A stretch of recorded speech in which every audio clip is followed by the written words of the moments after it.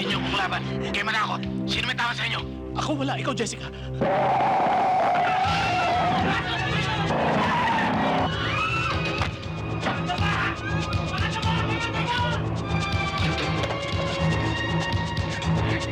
Kapit!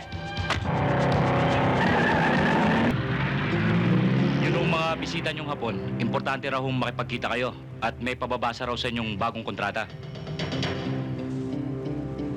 Chito, ikaw nang bahala kay Jessica. Sandali lang ako. No problem. Jessica.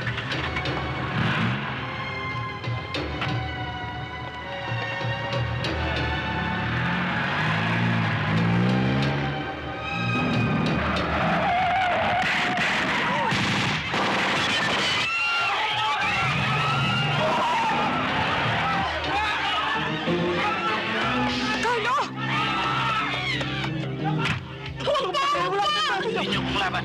Kayo manakot. Sino may tama sa inyo? Ako wala, ikaw Jessica.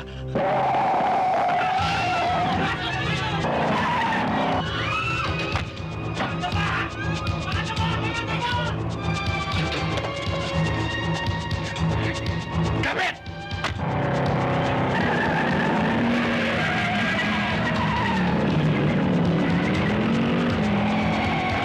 Sino ka? Saan mo kami tatanong? Kung iniisip mo kikitapin mo kami, wala kang makita. Ipapupulis kita, hindi timata kita. Makakala mo, pag nalaman ni Raman to, bangkay kayo pari-pari pupulutin. Tumigil ka! Ba't ako titigil? Ba't di mo sabihin sa amin kung sino ka? Ba't mo kami tinira? Paano mo ito, Kotse? Paano mo?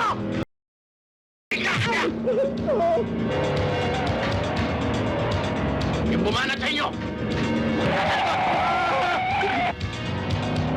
Bilisan mo, dalihan mo!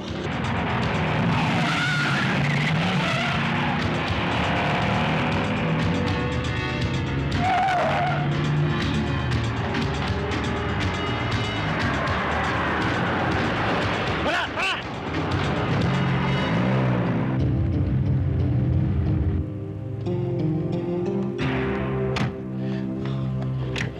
Wala na sila. Tayo na.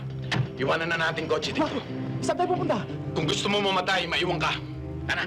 Tara. Ayaw po mamatay. Uy! Uy! Sino ko? Bakit ka nasangkot sa barilan? Kaya pala hindi ka nakauwi ng maaga dahil may nangyari na sa'yo. At ikaw naman, Chito. Ikaw, ipaliwanag mo sa akin kung bakit itong si Jessica sinama-sama mo pa sa lakad mo. Hindi ko naman lakad yun eh. Inimbitahan kami ni Arman para sabihin yung mga plano niya kay Jessica. Akalain ko bang titirahin niyo sa sasakyan namin? Eto nga, ihihipa ako sa nervous eh. Naku, ikaw talaga, Chito, ah. Mabuti na lang at nandito si... Ano nga ba pangalan mo? Carlo ho, Mrs. Ah, Carlos, salamat, ha? Salamat naman at naiuwi mo si Jessica. Walang anuman ho yun. Sige ho, tutuloy na ako. Napagkamalan lang sila ng mga bumaril sa kanila.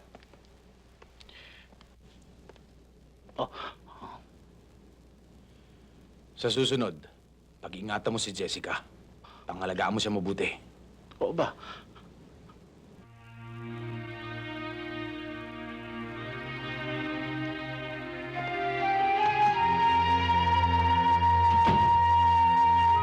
Kapatid mo raw ang isa sa mga banda ko. Si Gary. Anong trabaho ang alam mo? Trabaho? Aalokin kita magtrabaho sa aking club. Kailangan kong isang listong lalaking katulad mo. Buong loob at matapang. Magtatrabaho ka sa akin bilang pasasalamat sa ginawa mong pagliligtas kay Jessica. Anong alam mong trabaho? Isa akong mekaniko. Mike, umpisa bukas, nasa payroll na natin siya. Siya magiging mekaniko natin? Hindi mekaniko. Siya magiging assistant manager mo. Ituturo mo sa kanya ang lahat ng dapat ituro sa pagpapatakbo ng club na ito. Pero hindi ko na kailangan ng assistant. Kaya ko nang pasakbuhin ito mag-isa. Mike, siya magiging assistant mo. Alam ko lalaki itong club. Gagawa ng maraming pera dahil kay Jessica. Kaya kailangan mo ng isang assistant.